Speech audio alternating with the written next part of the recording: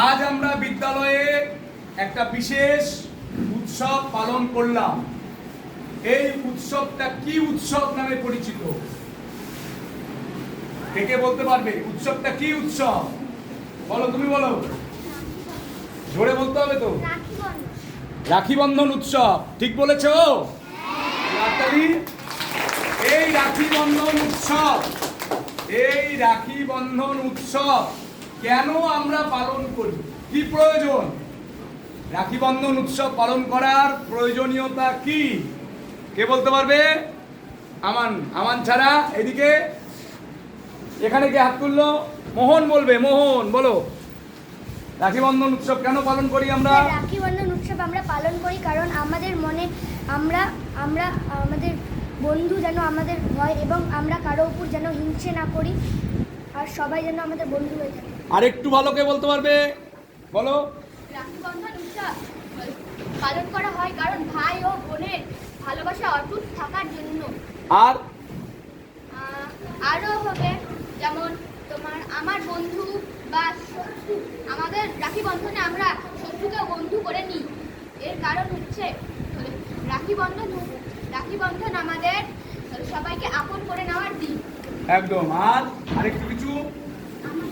তাহলে আমাকে তোরা কেন রাখি পরালি? আমি তোর ভাই না বলু? বন্ধু। আমরা তোর বন্ধু। অর্থাৎ তোদের সঙ্গে আমাদের যে সম্পর্কটা, এই সম্পর্কটা যেন মধুর হয়, ভালোবাসার হয়। এই জন্যই আমরা স্যার ম্যামকে রাখি পরাই।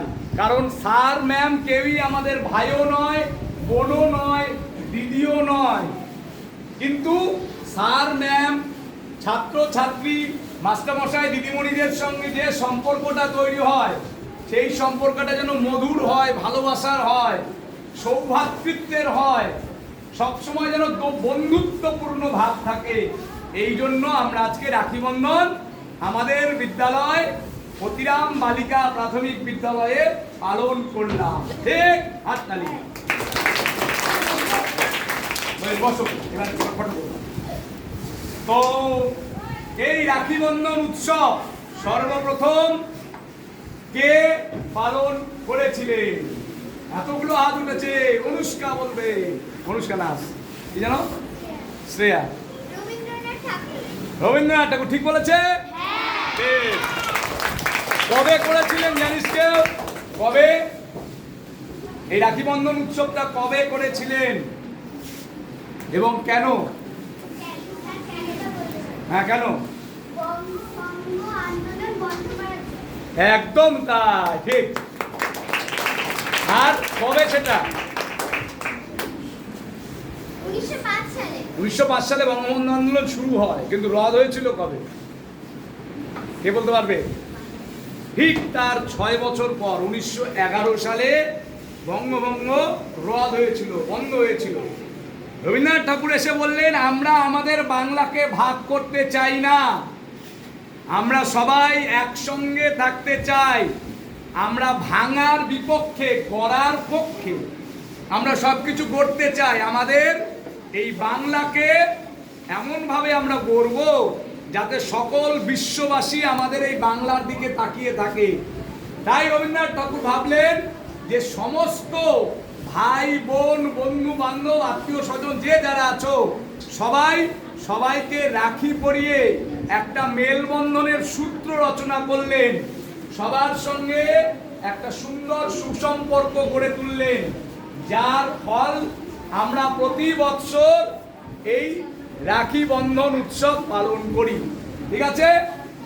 অর্থাৎ আমাদের যেন সম্পর্কটা অটুট হয়, এটা করার জন্যই আমরা এই রাখি বন্ধন উৎসব পালন করি। কথা বলবে না? ঠিক আছে।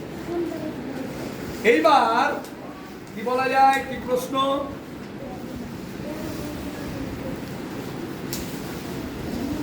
এই রাখি বন্ধনে ওই ভাইরা কি বোনদেরকে পড়াবে বা বোনরাই ভাইকে পড়াবে, এমন কোনো ব্যাপার আছে?